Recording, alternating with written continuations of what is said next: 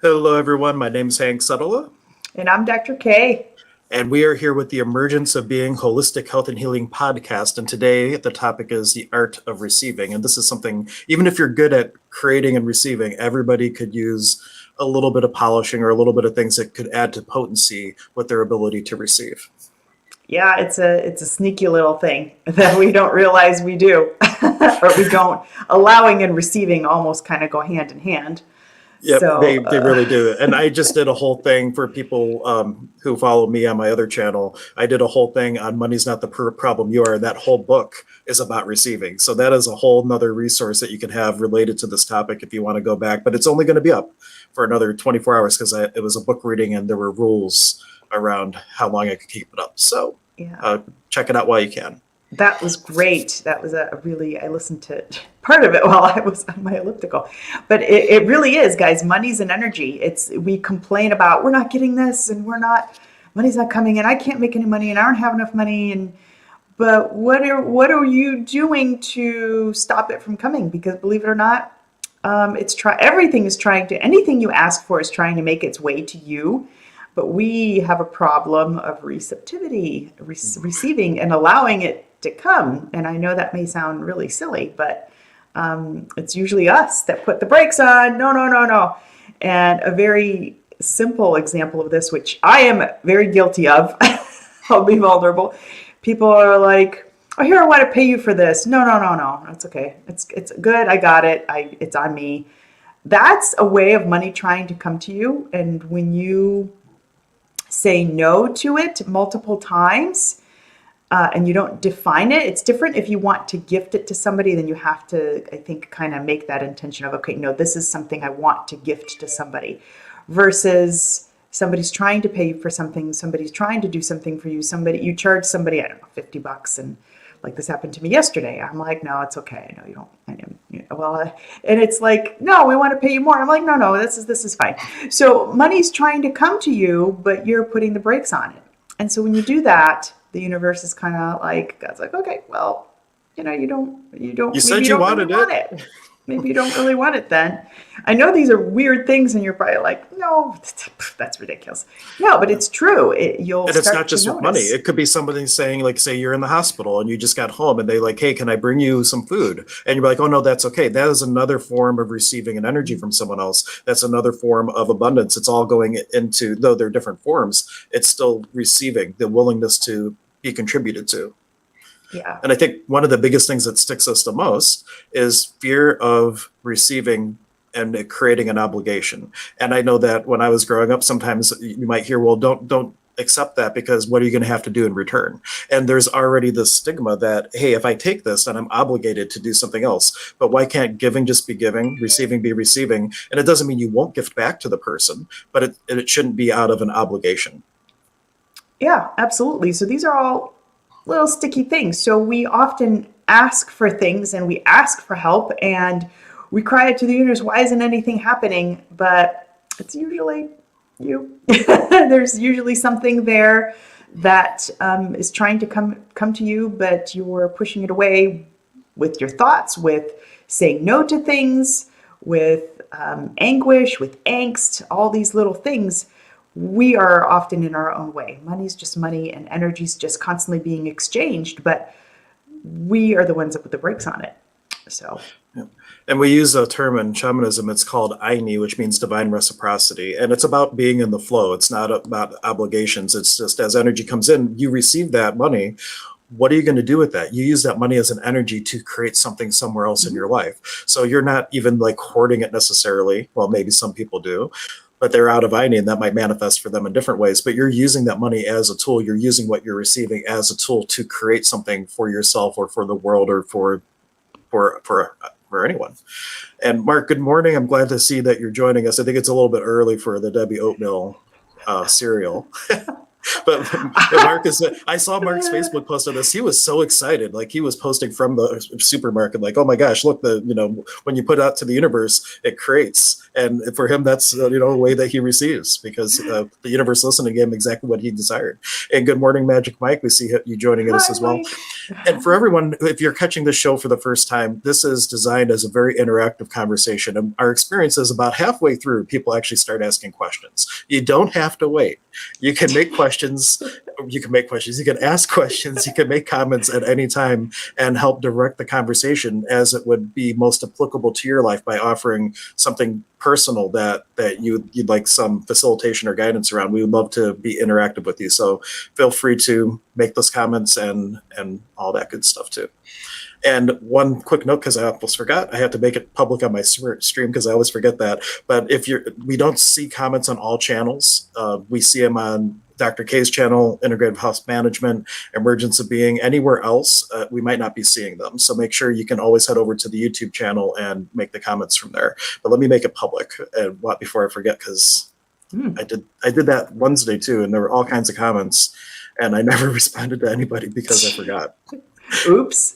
I know. It happens. How many streams have I done? A lot. And I still forget this little thing to do. So anyway. Yeah. The other thing, hoarding is something we should probably bring up, because that's the other thing. Hi, Anne-Marie. Anne-Marie's on. Because we often, when we fear that we're not going to have enough, we hoard, and that can go for anything. You buy, it's a 2-for-1 deal. Let's buy a bunch of these.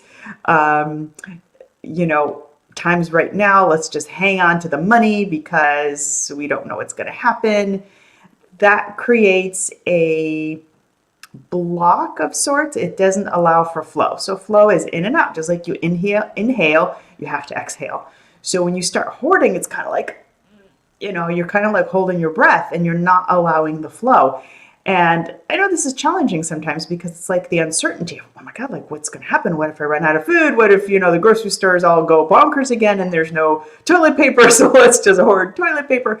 That does create a block in your system. And this is kind of far out there stuff. So if you're tuning in and you're like, this is really weird. It's not. We were just talking about energy and the way things flow, and just run with us with this, because if you start really hoarding food cans, boxes, and things, anything, you're creating stagnation of energy. So I had a client that, and it ties into your health, believe it or not. This is the fascinating thing. I had a client who she lived in her parents' home. Her parents had passed away, and her basement was just filled with all of her parents' things, her things. And I said, look, you have to start throwing some of these things away, the things that you don't need, or donate them or do something with them, and start cleaning this basement, because it is, just unbelievably full, and you're creating stagnation in your health. And there'd be all these excuses like, I can't go down there because it's really cold, and then it creates a cough. And it's just fascinating how these things layer. But she started doing it little by little, but it was really slow process. And I was almost like, just throw everything in a bag, really just glance at it. Do you really need these things? There's so much down there that you don't need. Just either throw it away or, if donate it. But she would go through every tiny little thing, and she was having a really tough time throwing things away. And it's no shocker that she was having some health issues, because this then creates a stagnation of energy. What else? She had I'm not going to get into her some of her details, but this will create a health problem as well. I know that sounds really weird, and you're like, Dr. that makes no sense. It does, because it's all about the energy. So when you clear stuff, you allow for more receptivity of things to come in, because you're telling the universe, I am able to let go of things, so please bring me more. And yeah, that creates a whole other topic, I guess. Yeah, well, we could do a whole the art of anti-receiving and giving, but really that comes down to, like you mentioned, like someone growing up in the Depression and not having a lot of things, or not having food on the table, or whatever the case is. There's oftentimes some sort of original wound that is creating a space of safety, comfort, or something where it really you have to look inward and be like, okay, this is interesting that I'm choosing this. Would an infinite being choose this? Well, clearly I am. So what would it take to change that? And start to ask questions that will start to shift. Because if you ask the why question, we talk about that all the time. The universe says, here's another example of why. And you're on that same cycle of energy, creating more of the problem versus what energy could I be and what could I do to create a different result around this showing up in my life. Absolutely. Yeah. So it's all about diligence of this thing, because this thing's creating everything in your life. So there's a lot of times there's fear with receptivity. Like, if I take this, like Hank said, you gotta, like, it's the whole theory of your mom told you, if somebody gives you cookies, replace that plate with your own cookies and give it back. You don't have to. Just receive. Just ask and receive. It's that simple. But it's that stuff that happens in between, the part from point A to point B, like asking the universe for something and then just receiving. We get stuck in that little bridge in between of, I don't know if I can do it. I don't think this is right. This isn't coming the way that I want it to come. This isn't it, because it was supposed to come this way. I asked for $10,000, but you don't notice that maybe you get a free car. That's $10,000. That is $10,000. It could be. So we have to just be a little open and just be open to receiving and just saying thank you. And if there's fear with something, like, I don't know if it's going to come, or replace the fear with faith. That's how I always tell people, is just know, let go, and know that it will show up. Things will show up. Is it going to be tomorrow? I don't know. It could be next week. It could be next year. But just replace the fear with faith and know that it will show up, because it always does. And do your part. But we've said that in many, many streams before. And one of the things too, like, if you put out to the universe to bring you something, guess what? One of the tools the universe uses to do that, they do it through people. And so people show up with what you were asking for, and you don't want to receive from somebody, and you were expecting, like, the genie for it to go poof, here's your, what you asked for, then that creates a stumbling block. And one of the things that where was it, that the saying from that you might hear from your parents, the only person you can count on is yourself. Or how many times have you seen that in the movie, that the only person you can count on is yourself? And if we have that mindset and we're trying to create, then it would cut us off from receiving from everyone, because we have this idea that it has to come only from us and the universe and no other third parties involved. And that's not necessarily how things work. It can, but it's a lot more difficult when you have how many billions of people on the planet, like that many opportunities to receive from someone that the universe might whisper in their ear to do something that creates the exact circumstance to bring you what you were looking for. So just being a little bit open to the fact that it shows up versus how it shows up, to kind of go back to that. Yeah, and that's tricky, because we're like horses. We get, they wear the blinders, and you ask for something and your intention just sits there like, well, I want this. I want to work for XYZ company. And you put your application out and you sit there and you wait. And it's like, it's not happening. It's been a week. It's not happening. You've made a phone call. It's not happening. All your blinders are on to not know that maybe there's a very similar company with a very similar or exact position, but you're not going to pick it up because your blinders are so head straight forward that you're not noticing the things around you. I'm guilty of this too sometimes. It's like you put the intention out and you expect it to show up in a certain way, then you don't notice that there's somebody around you that could lead you to a very similar position or with a different company. And you don't even notice that. And there was actually an example when I did that book, the Money's Not the Problem, You Are workbook. Dr. Dane gave that example in that book, that they arrived someplace where he was supposed to live, and the lady that was going to be like the neighbor was just like totally crazy, like saying, this isn't your house. And she literally was mentally ill. And instead of saying why, which would have reinforced, like, why am I creating this? Which would reinforce the current experience. He asked, what's right about this I'm not getting? And then an opportunity opened up to have another place in a different part of town that also had an office, and saved him having to run an office too. And it worked out way better. So to Dr. K's point, if you throw out the resume, you didn't get that job. Well, what's right about that you're not getting? Perhaps sending out a few more resumes. And why choose just one job, right? Why not apply for 20? Imagine having 3 job offers and being able to negotiate more because you have these other opportunities.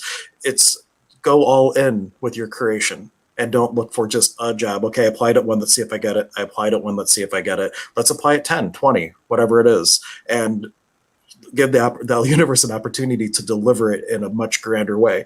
And the second thing, I'm going to bring up Mark's comment because this is, he was being a joker again, but this is actually a really relevant comment from something else in the book. But he said, I want to gain weight times 10. So in the book on Wednesday, we learned that the word want means to lack. So that actually means I lack to gain weight 10 times. So if you actually say that energy, you're saying you're lack gaining weight, that actually would help you lose weight. So remember that word want is a really tricky thing. The example in the book was, I want money means I lack money. And to say I don't want money 10 times and I want money 10 times and see what feels lighter. You'll be surprised it's I don't want money because you're saying I don't like money. That's what's going to create more possibility for you. So thank you, Mark, for that little segue into the dynamics of linguistics. Yeah, the universe doesn't know the difference between those two things. So when you send out the want energy, it has a lack behind it, like, it's not happening, I really want this. You can feel yourself kind of constricting versus also saying, you know, I don't want it.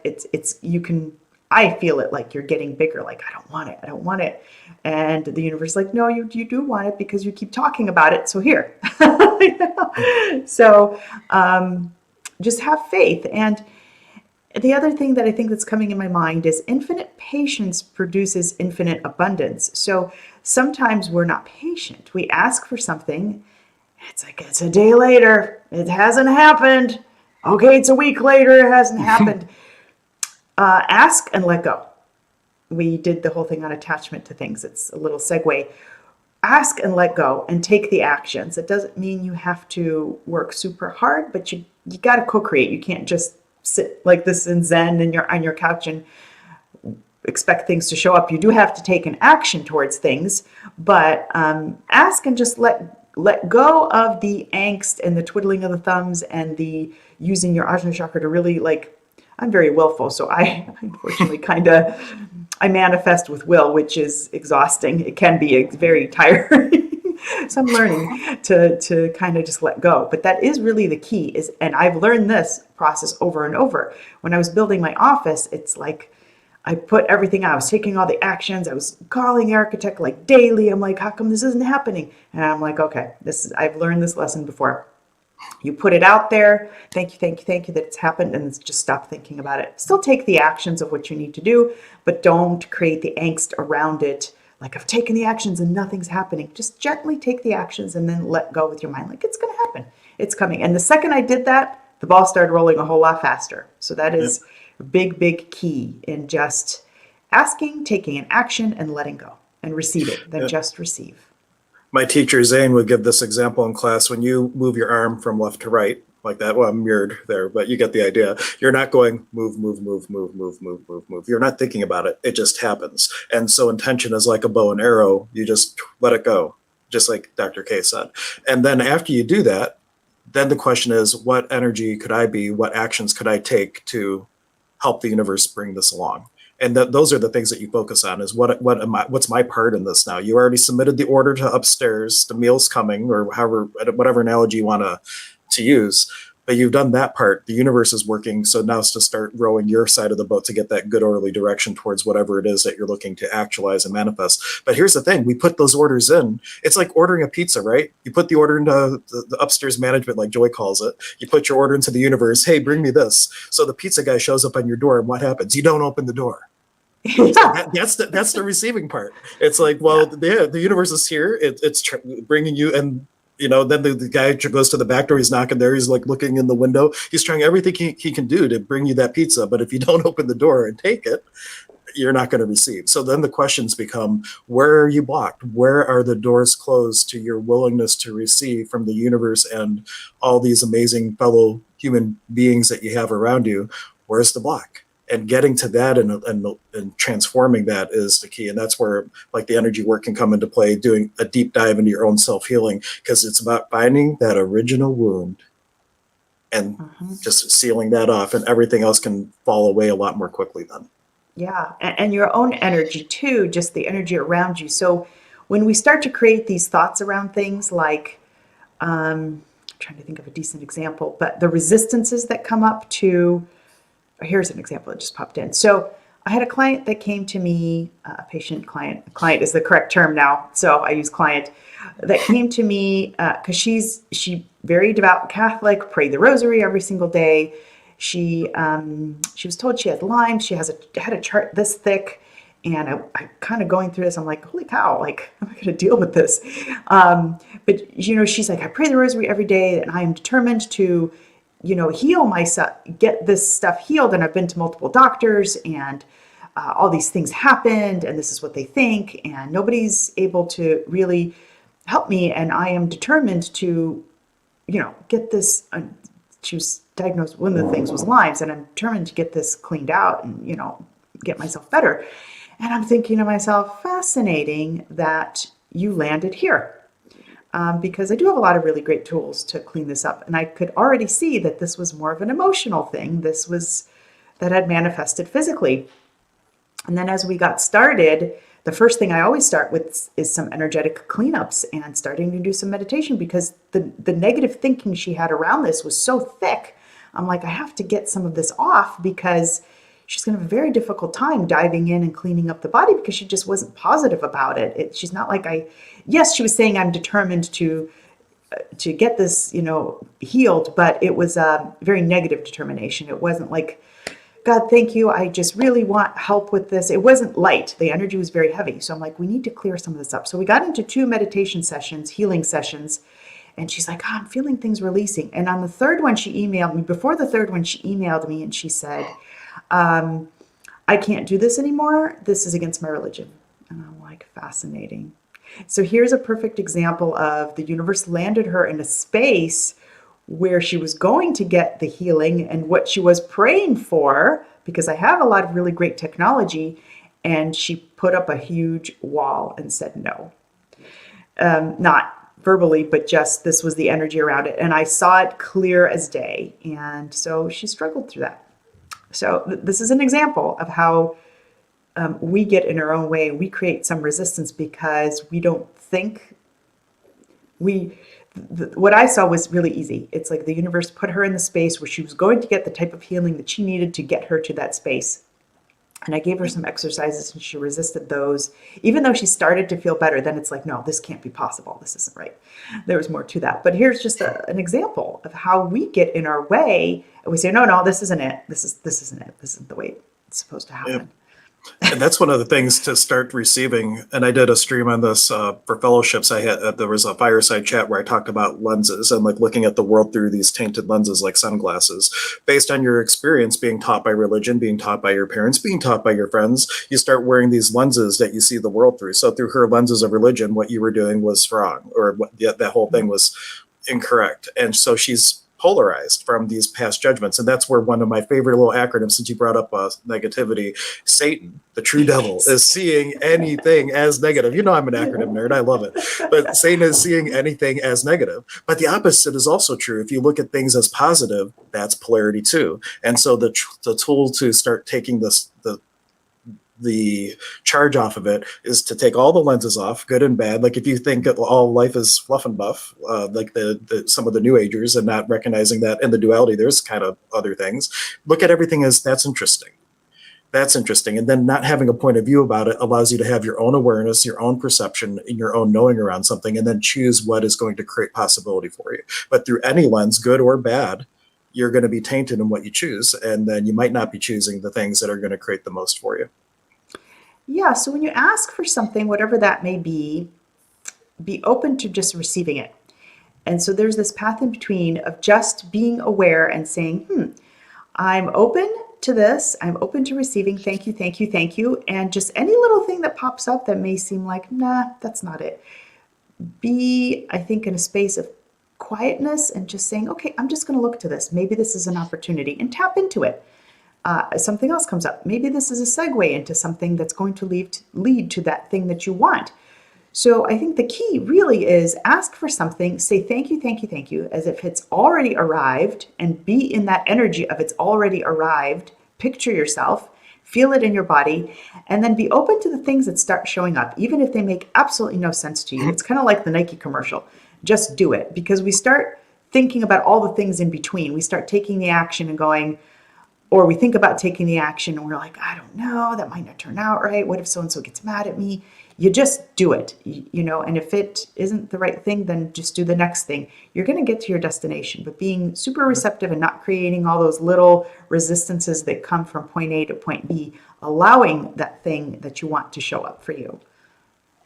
One thing that comes to mind, and this is an example of doing things that don't make any sense and then having it have these amazing results. When I worked at the bank, I had one of my friends on my team actually called me the team healer because I was very open about all this crazy stuff that I do. And I had done a lot of readings for them during my homework at Fellowships of the Spirit. I would say, hey, during the lunch, can I do a reading for you? And I'd do my reading and get the feedback for them. But anyway, one of their grandfathers had dementia, and he was totally unlucid. And she said, I just wish I could have one more day with my grandpa, like my actual grandpa, and be able to have a conversation with him. And so I tune in and I got, you need to bring him yellow flowers. I don't know why, but you need to bring him yellow flowers. Absolutely makes no sense, right? But she gets some yellow flowers, brings it, and he lights up and has a totally lucid conversation with her entire visit. And the next day he passed away. So whatever it was about the yellow flowers, who knows if it was an anchor from a past experience that brought him back, if it was just her choosing to do something and it was a physical representation of her intention. It doesn't matter the mathematics behind it, like how the universe made that so, but know that if you follow the energy, things like that just happen, and you're just like, well, you don't need to know how it happened, like the equation of how, but just accept that, wow, magic can happen if I just follow the energy, and things will show up in the most crazy ways that I never thought possible. Yeah. Avoid questioning everything. That's what's coming through to me now. We tend to question a lot of things, second guess a lot of things. Just take the action, and it will lead to something. Oftentimes it does lead to something, but we often question things, or we overthink things, and then we analyze things. Well, if I take this action, if I do this, then I don't know, that might not be the right thing. Yeah. Or we do that a lot. Yeah. And it's important, though, ask questions, because I'm huge on that. But once you get your knowing, that's where you don't question that, because that's where you start, the ego's just like, whoa, we don't know what's going to happen if you just quit your job and go do that. No, don't do that. And the ego is what starts to, well, then what if this? And then what if this? If it's based on past data, that is the ego desperately trying to convince you don't take a new possibility because we don't know the outcome. That's what that questioning is, because you start to compare your knowing with all your past experience and then talking yourself out of what you know that you know that you know. And then you just have the same old patterns show up again. We talk ourselves out of a lot of stuff, don't we? How many times have you talked yourself out of something? That's a big question to ask yourself. And avoid doing that. Just take the action and roll with it, and do that more and more. Just giving 2 guidelines for that too. When you because inspirations can come from other things other than your true knowing. So there are 2 compasses in order to just check in and make sure you are getting something that you're choosing that is light. So you really just say, if I choose this 5 years down the line, does it feel heavy or light? And that's like the first guiding compass that says, yes, that's going to create a possibility, or no, it's not. So that's like check number 1. Check number 2 is the 4 absolutes. This is from the Oxford group and then was borrowed by AA. Is it loving? Is it selfless? Is it honest? Is it pure? If that lines up with those things, it is like a source level choice. But if it doesn't, then maybe that inspiration to choose that is coming from, the little devil on your shoulder, the little Satan or something like that. So it's always good to do that, because there are other entities in this world that might enjoy seeing you make a choice that would be silly. So I'll just throw that out. That's a nice little guiding compass to just check your knowing. Yeah, I meant to talk about that. So yeah, that's the lightness of the situation. Yeah, you beat me to it. So he's reading my mind today. So yeah, that's scary. Like when I'm talking, what is he tuning in? But yeah, if it feels light to you, like if when you really desire something, or when it's an action that you really want to take, but the ego gets in the way and starts coming up with all these things, and then before you know it, you've backpedaled and you've pulled yourself out of that. So when it's like you really want to leave your job to something else, or leave your job period because it's just taxing on your system, your stress level's high, it's affecting your health. That's a knowing. That you feel it in your gut, you feel it in your heart, but your ego will come up with all these excuses of, you won't find another job, this is great pay, who's going to treat you like this is good, you might go homeless. There's all these things that the mind starts coming up with. And this is where you want to cut to that and just take the action. Know that the universe has your back and you will be taken care of. You will. You're not going to end up on the street. Very seldom does that happen. Or if it does, it won't be long. So just know you'll get to the other side. Yeah, and if you think you need to go and be homeless in order to be successful, because all these people that are famous, Neil Donald Walsh lived in a homeless camp for a year, like some of the biggest people, how many times do they file bankruptcy? All this hard stuff, all the places that we think that the only way to be successful is to go through that rocky bottom, destroy and uncreate all that. Yeah. Because that is not how it has to be. Money does not have to come hard. That's all in that Money's Not the Problem, You Are book. We make it hard because we have the belief from what we were taught, how we were raised, that things don't come easy and you have to work hard. Or worse yet, if you have all this money in abundance, you're not really happy. I was taught that as a kid. Why don't we have a swimming pool? Oh, rich people need that because they're not happy. They need to fill the void with all these things. And that was utter bullshit, right? So like, where are we having these points of view from being kids that we don't even realize are creating this glass ceiling limitation where even if you're making the conscious choice to move forward with something, you just hit up against this glass ceiling from this layer that has been put down from these childhood impressions. So just ask yourself that, what in my past is causing things not to work out or for me to only be so successful? And what would it take to take down that ceiling, take down that, or burst through that ceiling and have a whole different possibility?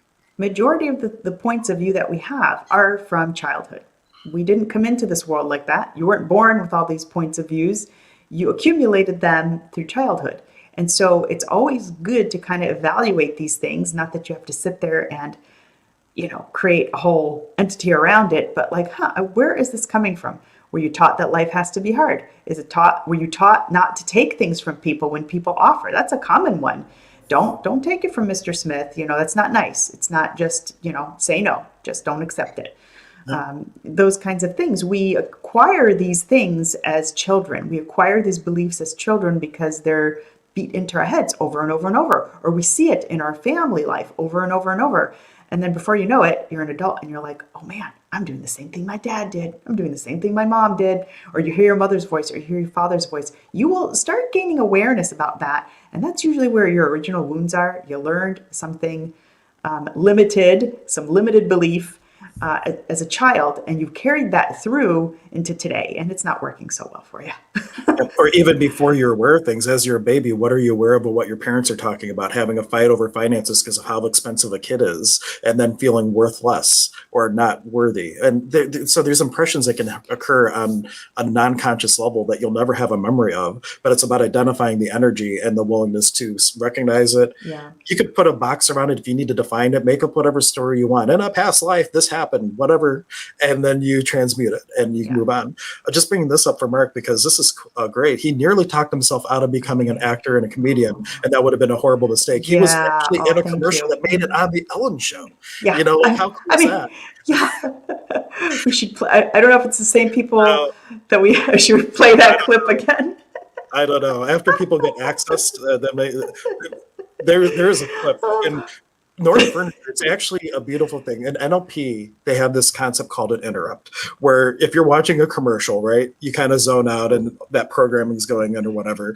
And then all of a sudden comes this commercial that makes absolutely no sense. Now, the beautiful thing is because it teaches us that it takes your brain out of its normal, like how it's handling things. And now when the punchline comes in, you realize it's a furniture commercial. You're just like, oh, like it hits a whole different level. It was beautifully constructed from an NLP standpoint. But Ellen was just like, what was that? But it was like, it was. And then when I watched it the first time, Mark, I don't know if I said this on Wednesday, I was laughing so hard. My wife's like, what? I'm like, no, I can't show it to you because once you see it, you can never unsee it. You cannot unsee it. But it was a great thing, and on Ellen, so it was wonderful.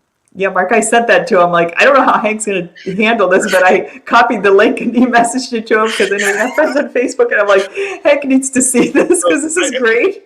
I think we are friends on Facebook now. Oh, I know. Good. So he sent me a whole bunch of videos he was in. And cool. There were some, I haven't watched them all yet, but there were some that were really, really good and entertaining. And good job, Mark. Well, we're so proud of you. Impressive resume. And let's see. Proud of you. So Anne Marie was asking, we'll see if we have it. But she says, I had in mind a specific hooded winter coat.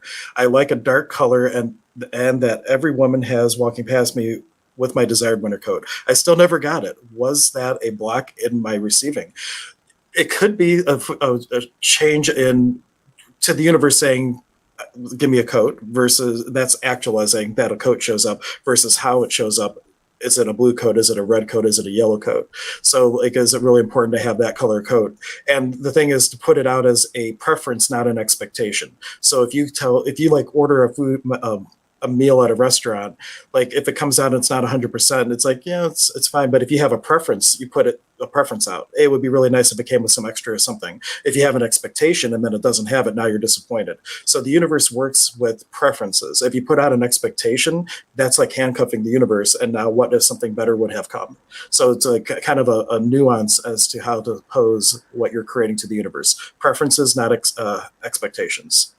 Yeah, two things there. How long has it been, Anne-Marie, since you put that intention out? That's number one. Number two, was there angst around it? Like, I'm not getting my coat. I'm not finding it. I'm not getting it. It's just not coming. That creates like this, what would be the word, Hank? It's just not coming. Like, you're focusing on it not being there for one. Yeah.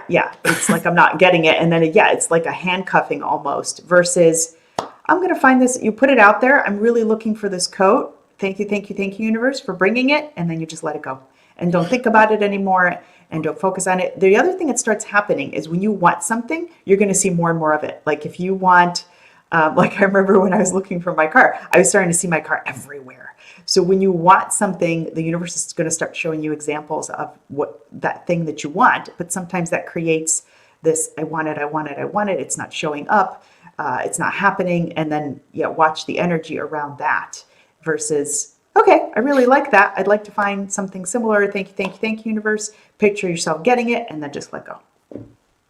Yeah, and the other thing is, if you haven't watched the Money's Not the Problem, Your stream that I did a couple of days ago, because it's only, well, in the emergency being group, it might stay up there because I forget to delete it. So you can probably find it anyway. But they were also talking in there about asking, if money wasn't an object, what would you choose? And is that really the thing that's meeting all the needs? Or is that something that you already decided is something that you can't have, and then therefore pushing it out? So there was like examples in that text that were kind of diving into the energetics behind what we're choosing, why we're choosing it, and are we really choosing it because that's what is going to fill the need that we have or the desire that we have at that moment?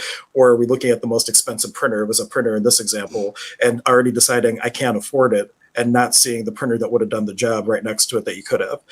And for that matter, they would say, go into the store, find what it would be that you would desire if money were no object. And then you go out and say, universe, I'll have that, without looking at the price tag, because looking at the price tag can help to create a limitation if you know how much it was. And then in Gary's example in that book, his daughter wanted like a $300 Gucci purse. And he's like, well, okay, well, that's interesting. What would it take? And he's at a garage sale and finds an authentic Gucci purse for like $3. The same thing his daughter wanted. So if you put it out to the universe that you're willing to receive it and don't have a construct as to how it shows up, that makes it a lot easier for it to show up. And that doesn't mean that it won't. It may still be on its way. It's always on its way to you. Everything is always on its way to you. It may be a week, it may be a month. I remember I was looking for this mat, like in my kitchen, like one of those comfort things to stand on. And I know Costco like had them and then they were gone. And I'm like, damn it. Like, and I'm on, like Amazon, and I'm like, this is just really, I don't want to pay that much. I just need a little one just underneath couldn't find it anywhere. But I had so much angst around it. And like, I kept going to Costco. If they don't, I'm like, they'll get it. They always have it. Months went like nothing. So finally I let go. I'm like, forget it. I ended up getting one on Amazon. I cut it to the way I wanted it. And then at that point I let go. And sure enough, what happens within 2 weeks? I go to Costco for something else. And there it is, the mat that I wanted a long time ago. I was putting too much energy on not having it, not finding it, not being able to get it. So it is on its way. Look at all these little factors on the price tag, maybe the fact that you're not getting it, the things Hank said. Is it showing up the way that you need, or do you have to find it in this store? You might find it somewhere online in Florida, or you're going to be, it may, don't give up on it. It may still be on its way. That's my point. Yeah. Yep. And we say it all the time, energy flows where your attention goes. So if you're focusing on not having it versus what could I do to create this in my life, two totally different energies. And notice that I didn't say just an energy of having it. It's what is my part into bringing that into my experience. Because in Neil Donald Walsh's book, Happier Than God, which is all about the law of attraction, that he calls it the mechanism of manifestation, there are 5 parts. And the last part is the presence of cycles, meaning that if you put out for it in this lifetime and it doesn't show up in this lifetime, you have eternity and other expressions that it is going to show up. So it will show up. It is already here. The question is, what would it take for you to be willing to receive it from the universe? Everything is already here.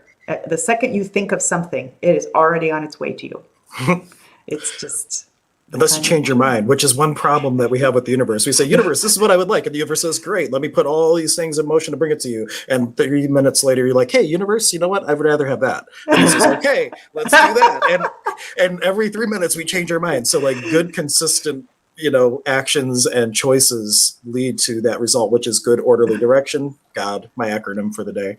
But that's, I know, I'm terrible with the acronyms. People are going to be, anyway, no, I like acronyms. Good. I love acronyms. They're so good. I laugh too. I'm like, I have this, and I'm using this metaphorically, but thank God God is patient, because we are real pains. Thank God the universe is patient, because we're like, no, I don't want it. Yeah, it's already like the door is open, but no, I don't want this anymore. And that for being the fact, actions speak louder than words. So if someone's saying, I'm choosing to lose weight, or they're putting out to the universe to lose weight, yet they get McDonald's for breakfast, lunch, and dinner every day, or something like that, your actions have a lot more potency than just a thought form. So like, what are you doing with your totality of being? You have your thought, you have your affirmations, you have the energy space you're coming from, you have your mental thing. What am I thinking about? What plan could I make to create it? But you also have your physical actions that are you rowing that boat, you going to the store to look for the coat, you looking it up, or connecting with people that might have a connection to get whatever it is that you're looking to create. So it's congruency, body, mind, and spirit, and it is alignment, thought, word, and deed, that between the two really create. And it's the things that gunk us up in any one of those 6 spots that will kind of throw it off for it not to happen right away. So then the question becomes, where's the block? Where's the original wound that isn't allowing that part of my creation to actualize instantly with total ease? Yeah, and this works so subtly. So this is what I'll tell you. My last bodybuilding show, you have to take the actions, like Hank says. So you have to take all the actions. So I have a specific thing that I have to do. I have to be at the gym. I have everything like spelled out. So, but in addition to that, it's like, I really want to win. So what did I do? I took all the actions consistently and ate all the food, did the routines, everything that I needed to do. And while I was on the elliptical, I would shut my eyes and I would picture myself winning. I would feel it in my body, and I demanded from the universe first place. I demanded it. And I did that every single day, like for a month, because what the hell else am I going to do when I'm on the elliptical? It's either I listen to the radio or I listen to one of these podcasts or I do something with my head. So I took that time to take 17 seconds. It was usually a couple of minutes of picturing myself winning, holding the trophy. And sure enough, that show, I won first place in all of my divisions. Second show in Kent, I was just tired. And this taxes you. It taxes your mind. This is a total mind game. This was a bigger show at Kent State, and I'm like, universe, please, just please second place. I would be thrilled. Even with third place, I would be so thrilled with third place if I could just win third place, because my competition's going to be really hard. These girls are going to be bigger. They're all national. I don't know if I'm scared. I had all these things. I hurt my finger and I pushed through that. No, I'm going to still do the show. And then I get on stage and I was tired, and all these little things, like your mind's really tired. And I placed 6th. Do you know why I placed 6th? Because I didn't demand from the universe that I am number 1, and I didn't strive for that highest goal. And I really think I didn't demand from the universe. I told the universe I'm suboptimal. So because I'm not going to be as good as these other girls, these are going to be really big people there. I'm probably not, it's just if I could get something. Yeah, we're going to give you something. You got 6th place. So this is how this stuff works. And there's a few little other things that happened. But I got on the stage and my energy was definitely not what it was for the other show. I did not demand that in every way, shape, and form. So this is how sneaky it can be. So this is just a side note. Yeah, and notice there too, like you just weren't aligned either. Like it was a completely different energy and don't think of sometimes when we hear the word demand, like I think of my kids saying, I want this, I want that. It's not that kind of demand. It's like a decree to the universe. It's simply you giving the waitress your order. You're giving the universe your order. And and its only answer is yes. And that's where the second guessing comes in when the ego says, well, maybe I'm not good enough to be first. That's the questioning that you eliminate. And the question you ask is, what's my part? What can I be and do to create this? And you roll with it. I heard messages, but no, it's not in here. This doesn't make comments anyway. When people comment, I was like, "Where's the comment?" But it's somebody messaging me on Facebook. Anyway, Anne Marie, it was throwing me off because I'm hearing these. I'm like, I don't see the comments, but I hear the ding. But it's like not anyway. But she says, "Yes, Dr. K, I have had very much of that on it. It has been a year. Yeah. Hank, I'm in the process of watching the book reading. Thank you so much for doing the reading. Thank you, thank you, thank you. You're very welcome. Glad you are enjoying it." And for anybody who wants that, it will be in the Emergence of Being Facebook group indefinitely, but it's all in all my pages. And this is the thing to it. It's Money's Not the Problem You Are, book reading part 1. And all I do is read the book. Well, almost only I do, but I kind of give a little bit of other things as we go through it. But it's just a great opportunity to dive deeper into some of the topics, not deeper, just other information around the topic that we're talking about, because it's all about receiving and allowance and not judging how it's coming to you. Mm-hmm. And the code is still on its way. You just got to let go of it now. Let go of the thought. Just thank you, thank you, thank you. And just be open, and it will show up in the most obscure way. Yeah. Be good. Any questions, guys? This has been a great conversation so far. I'm just curious to see, what is Mark typing now? Is this a real comment or a joke comment? Well, he says his commercial scared the nation. I think so, especially Ellen. Let's see. Oh, he was just saying, I am so glad I've tuned into this program. I will be going to the Rolls Royce dealer later today. Yeah, that sounds good, Mark. But what's the energy? Yeah, like when you go to that dealership that's already putting the energy out there, like, it is possible for me to get this vehicle. And Simone gives this example. There's another book, Getting Out of Debt Joyfully, by Simone Milasas. I'm listening to that now. It's a great book. That she gives this example where she's going to look for houses, and the real estate agent's taking her to like a more expensive part of town. And she went to, I could never afford to live there. So like, what's the core belief? Like the core belief of I could never have a Rolls Royce. Where does that come from? That's a block. And what energy could you be to shift that into fuel for your possibilities? And I've given this example in my Leap stream where it's like you're a hot air balloon and you're doing all these things to create this lift in your life. And the shadows, the heaviness, the original wounds that hold you down are like the sandbags. And it's not just about moving the bag from one place to another. It's like you take that sand and you use it as fuel for that fire to lift you higher. And that's a nice corny little rhyme. Use that fire to lift you higher. and you use all those past wounds as propulsion and fuel for future possibilities. So what energy in the past, in this lifetime or other lifetimes, have you been stuck with the point of view that anything is out of your reach?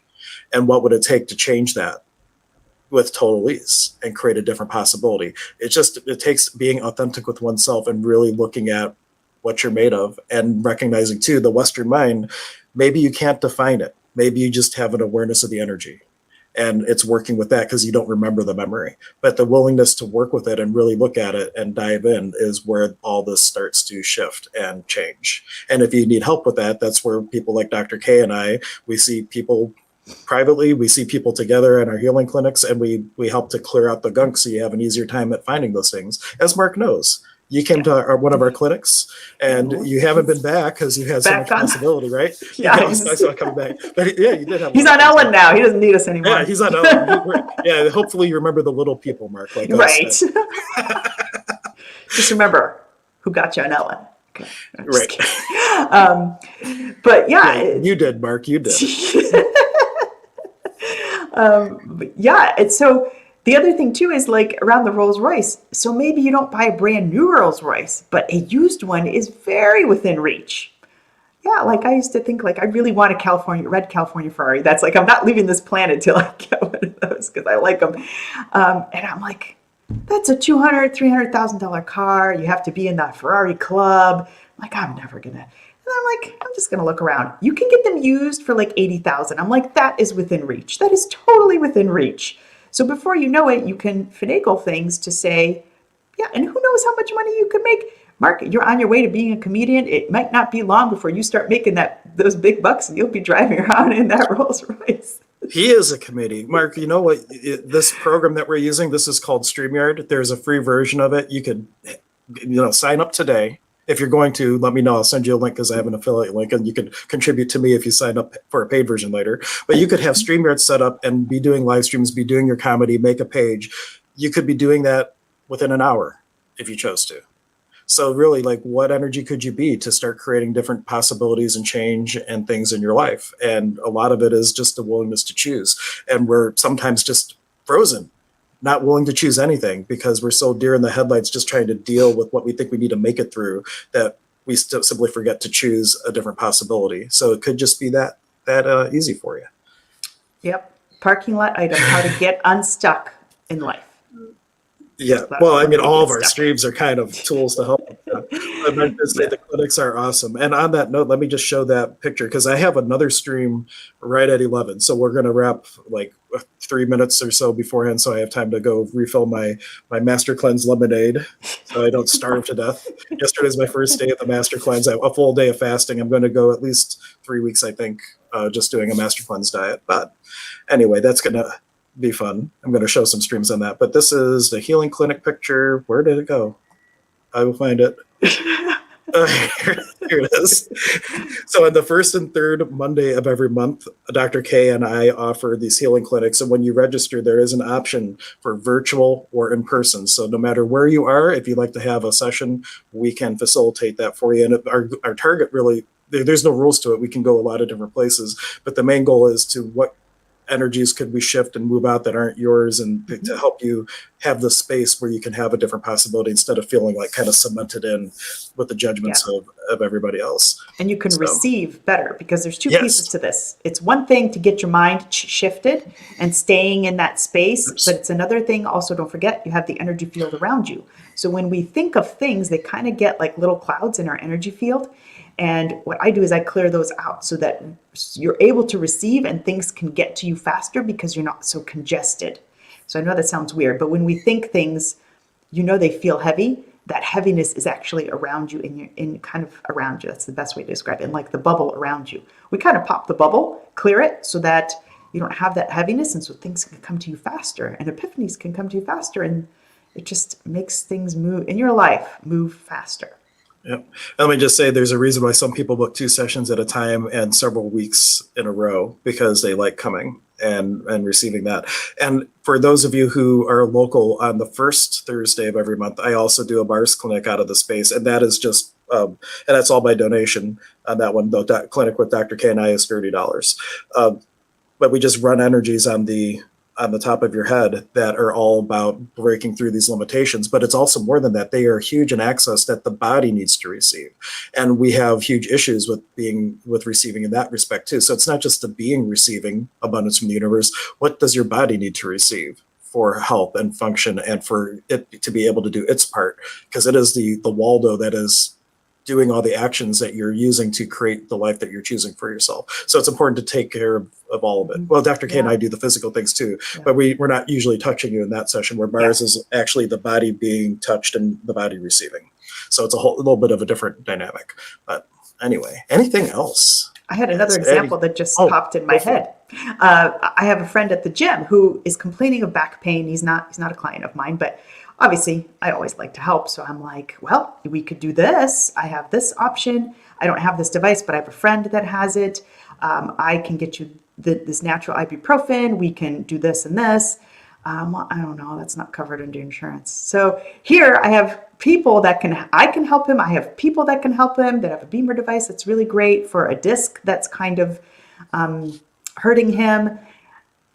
He's not choosing. So it's like, here's the stopper. It's like, you're asking the universe for help. You've asked me for what can I do? I'm giving you a bunch of my options, other friends that I have that have different devices for help, but you're saying no.